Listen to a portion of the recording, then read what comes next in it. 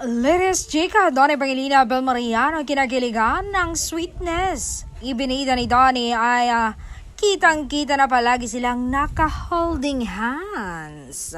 Ibinida nga ni Donnie na he's so grateful na kasama niya ang nobya.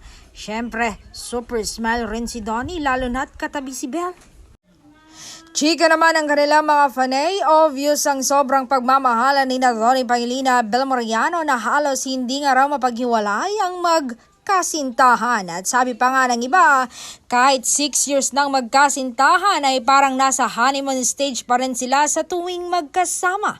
Kitang-kita yung love nila sa isa't isa, say ng isang showbiz insider na nakachikahan namin tungkol kina Donnie at Bel.